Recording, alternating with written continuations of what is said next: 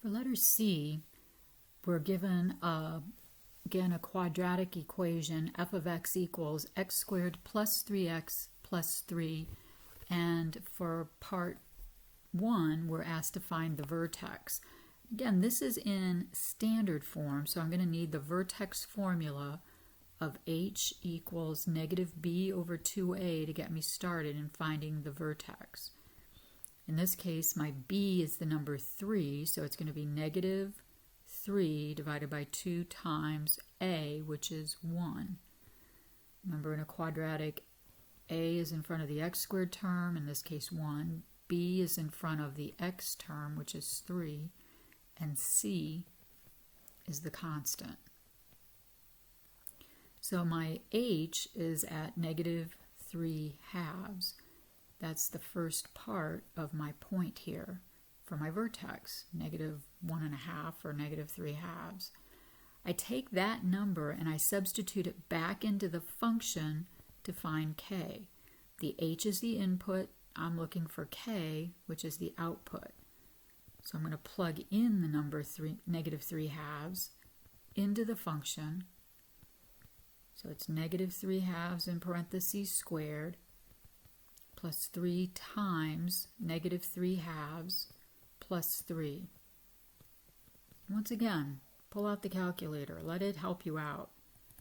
All right, but type it in exactly as you see it. So parenthesis negative 3 divided by 2 close parenthesis squared plus 3 open parenthesis negative 3 divided by 2 close parenthesis plus 3.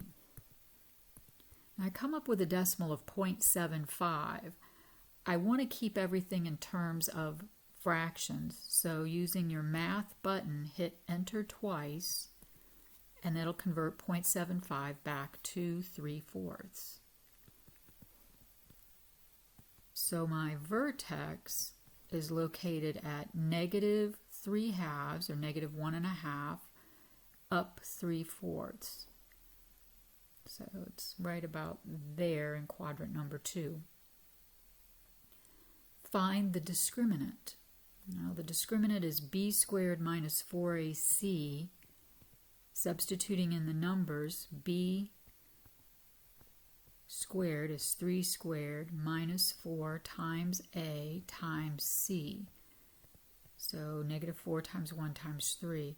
I get 3 squared, 9 minus 12 is negative 3. Because the discriminant is a negative number, it's less than 0, I have no real roots,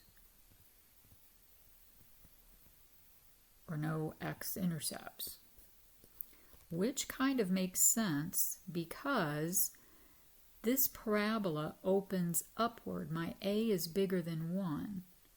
So if my vertex is here in quadrant 2 and I open upward, I'm never going to touch the x-axis. That's why we have no real roots. So it says use the quadratic formula to find the real roots. Well, we have none. You're not going to have any if it's opening upward. Now, we do need to find out, what does the graph look like? So I'm going to get another point. I'm going to find the y-intercept. I only have one point, and I need a couple in order to write or draw the picture of a parabola. This y-intercept is going to happen to be at my constant 3, or the point 0, 3. So I come up here to 3. Remember, there's symmetry about our axis here of symmetry that's cutting right through my vertex. And my axis of symmetry is that x equals the x part of my point, negative 3 halves. So by counting over and kind of using a little bit of symmetry here, I can plot another point and make a rough sketch of my parabola. So again, notice it doesn't touch the x-axis, hence we have no real zeros, no x-intercepts. All right, and that's our graph.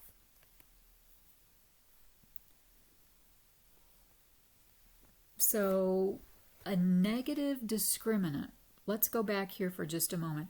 If I were to write up the quadratic formula for this, this would have been opposite of b, which would have been negative, and then the number 3, plus or minus the square root of my discriminant, which came up to be negative 3, over 2 times a.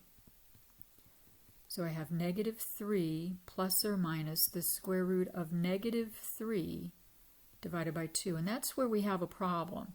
You can't take the square root of a negative number and come up a real number. So we expand our number system so that we can find an answer to that. And our number system that we're expanding to is the complex number system that includes imaginary numbers. Because certain quadratic equations did not have real solutions, like the one above, mathematicians invented a number system in which these equations would be solvable. They created imaginary numbers and defined a number, square root negative 1, as the letter I.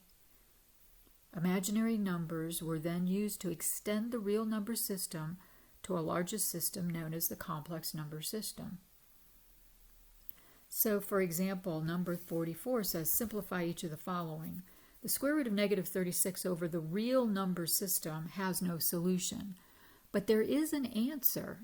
If we're just looking for any answer at all, not just a real number, but any answer, I'm going to simplify this as the square root of negative 1 times 36. The radical can be split up into the square root of negative 1 times the square root of 36.